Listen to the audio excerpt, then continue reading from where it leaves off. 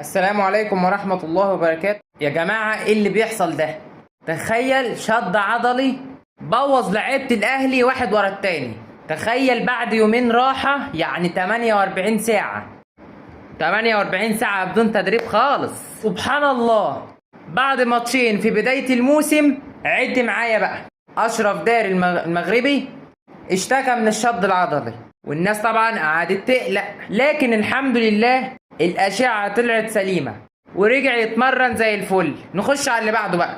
ياسين مرعي نفس القصة، شد عضلي برضه، وبيعملوا له دلوقتي كشف النهارده.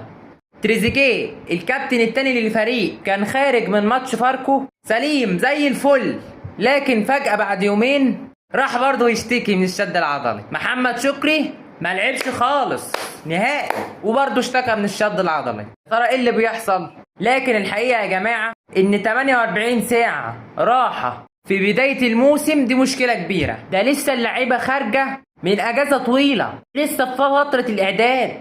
ازاي بقى تديهم يومين ورا بعض؟ طبيعي لما يرجعوا يتمرنوا الصبح بدني وبالليل فني يحصل شد عضلي. ولكن الحمد لله النهارده ريبيرو اطمن على اللعيبه. محمد بن رمضان تمام بعد الخبطه، وتريزيجيه تمام، واشرف داري تمام، واخيرا امام عاشور رجع بعد غياب طويل جدا. يعني باذن الله كله هيعدي على خير قبل ماتش غزل المحله. ما تنساش الاشتراك واللايك وتفعيل زر الجرس عشان يوصلك كل جديد.